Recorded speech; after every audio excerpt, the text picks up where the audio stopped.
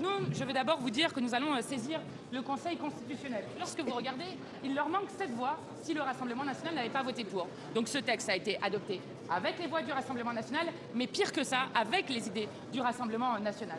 Si les députés du Rassemblement national n'avaient pas voté pour cette loi ne passait pas, contrairement aux mensonges de M. Darmanin. Donc c'est les députés du Rassemblement national qui ont pris leur victoire idéologique et politique. 349 contre 186, l'Assemblée nationale a adopté.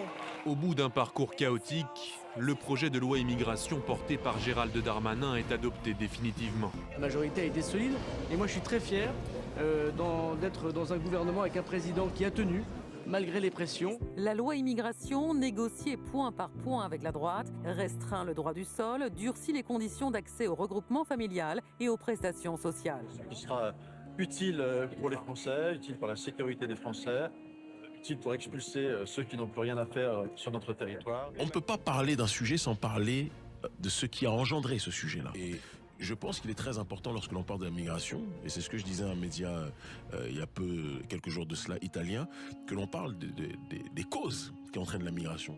Quand on parle de la migration, certains partent du continent parce qu'ils voient qu'il y a une migration des ressources minières, par les multinationales qui sont dans une logique et dans une dynamique de prédation.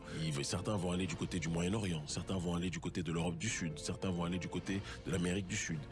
Est-ce qu'on doit reprocher à ces gens-là de suivre ce flux migratoire? Et c'est le problème fondamental que j'ai avec les partis nationalistes occidentaux, qui sont complètement différents des autres partis nationalistes en Amérique du Sud, au Moyen-Orient ou ailleurs. On doit se préoccuper, je pense que c'est très important qu'on le dise, de ces multinationales qui pillent les ressources. Moi, je fais partie de ceux qui pensent que on n'est jamais mieux que chez soi. Kébi, ça va. Pourquoi ça continue comme si ça n'avait rien été. J'adore cette question. Pourquoi la France-Afrique? Une civilisation n'est détruite par l'extérieur que si elle est rongée de l'intérieur. Quand vous dites nous sommes indépendants, qu'est-ce qu'on fait contre ça? La société civile est en train de se battre aujourd'hui et on est en première ligne sur ces questions de manière spectaculaire pour que l'on puisse justement se réapproprier nos ressources minières. Et c'est pour ça que je dis souvent que les héros des uns, chacun a le droit d'avoir ses héros et c'est respectable, ne sont pas les héros des autres. Monsieur Barkov, vous savez, à la fin de la prétendue décolonisation, il y a eu une nouvelle forme de colonisation qui a été immédiatement installée par Jacques Foccart et le général de Gaulle. Votre héros de Gaulle, vous en avez le droit, et pour moi quelqu'un que je ne vois pas comme un héros mais comme une des figures qui a restructuré le système de prédation sur notre continent en installant à la tête de nos États des gens qui étaient des entités, des personnes cooptées par l'oligarchie française. Les premières entités que nous combattons, ce sont nos dirigeants corrompus africains qui, au lieu d'être des toits qui protègent leur population, sont quelque part des gruyères, ou en tout cas des fromages complètement troués.